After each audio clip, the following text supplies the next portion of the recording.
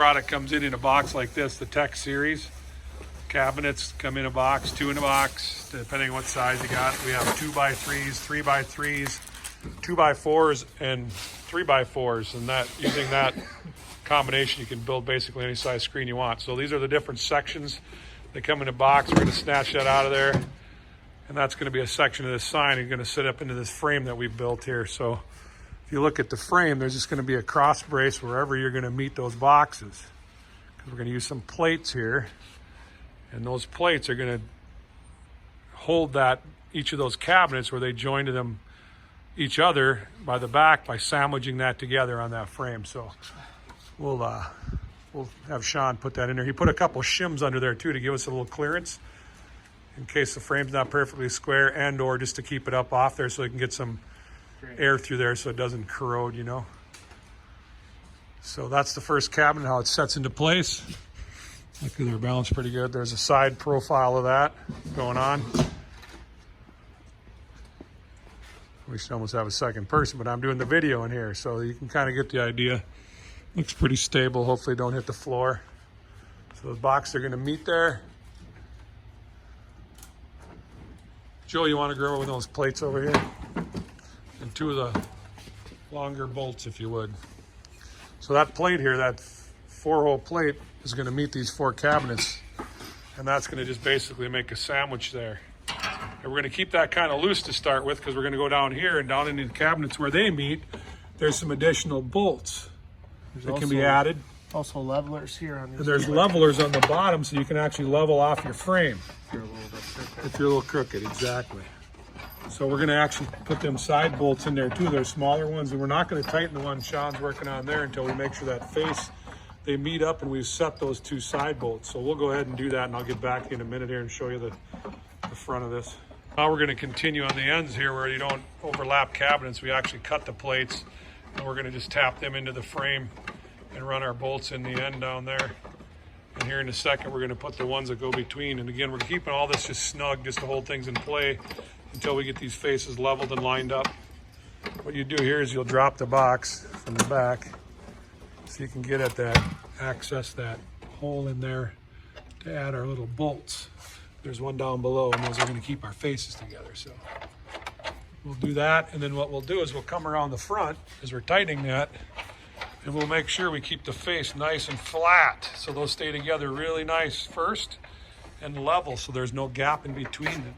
If you look from this way right now, you can see one sticking out a little bit. So it's really important to line that up as you put it together so that face stays nice and flat. And again, we'll work through that process a little bit here, and I'll get back to you with some more tech tips. There's these little pins on the top too that are going to register to the next cabinet as you sit the next one on top. We're going to have to remove the top of the next set though, because we don't have a place there in the top tube. It's going to fit in between there. And another thing to point out was with this product, in this case, we added a border by using a 1x4 or a 2x4. 2x4. We laid the 4 on edge, and that's what the sign will sit on, or the cabinets will. And then we leave an exposed 2-inch then border. Now you can also build this same basic concept and stay behind it the entire time and not add a frame on the front. So if you're recessing it into another cabinet, or you want a borderless sign on a wall, or you can't have that big a sign to add borders because of codes or whatever, then you just use angle iron across the back, and you'll put angle iron and keep everything contained behind it with the same basic concept. And I'll show a demonstration of that here in a different process or product. Take out the little registration pins for your top layer. Merely put a screwdriver through the hole, turn it loose, and then you can just hand screw them out of there.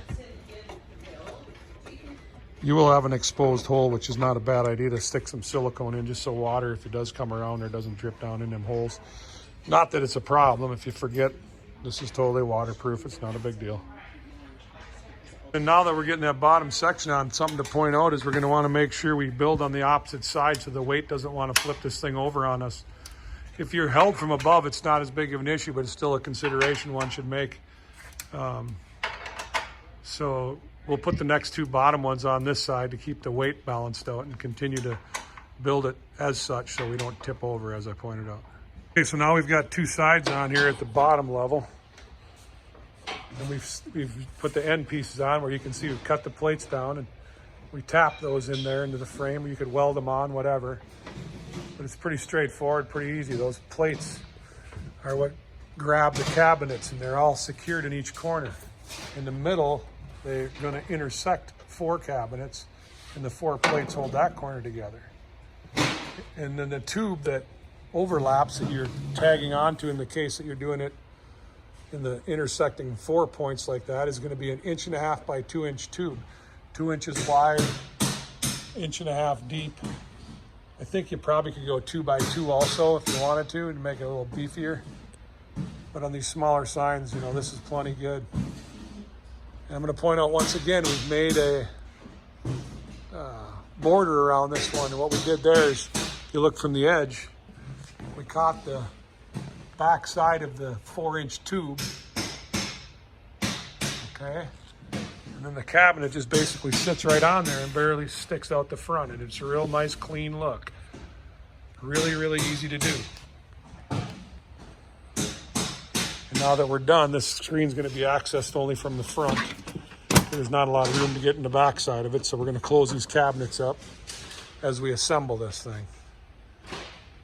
Okay, I'll get back to you with some more here shortly. Now what we're going to do for the top, when the top layer has to go on, because we're going to be pretty tight up there, those pins won't let you sit down, so we take the pins out of the bottom, and then we put the top cabinet on, and then we'll go around the back, and we'll be able to put those pins, screw them back into play to hold that cabinet in place. So just that's a good point to make here too. Here we went ahead and screwed these back in the back. You can, like I say, you can put them back in there. And pins, once you move the top layer out to get it out of the way so it clear the frame. And as my companion Sean here said, we could add a washer there if you're doing a real big sign.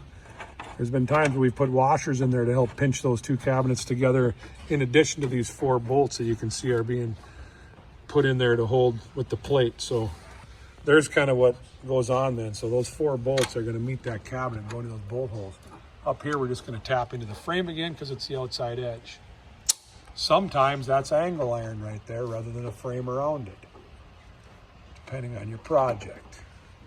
I'll get back with more soon. A quick tidbit on the end clamps. We've kind of found it easier just to screw them in and then tap them or weld them on, because then you don't have to pre-line everything up. You just put your screen in there, and then we'll run that bolt in tight, and then we'll tap it in with some self-tappers into our frame right there. Again, you can weld even after you've got your screens put together. It's not going to hurt anything. So just another little tidbit. Be back soon. So what we're going to do here as we're getting towards the end is we got to get inside to be able to hook wires up and put final bolts in and things. So we're actually going to take the module right out of there and get it out of our way. And then we can access the inside of that sign from the front. So this product does not need to be serviced from the rear, but it can be serviced from the rear, front or rear service. So in this case, we're not going to be able to drop them boxes down because it's getting too tight. So everything's going to be done to finalize it from the front by removing the modules.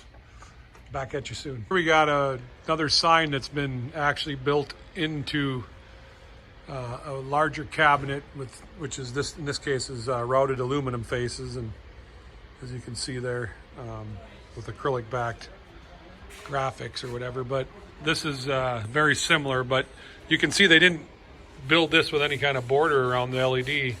They did all the fastening behind there, and you can use angle iron or whatever it is you want, but you can see here they just use a little angle iron to catch. And they built this all out of aluminum, and they just caught the back of the box over here and welded onto some framework.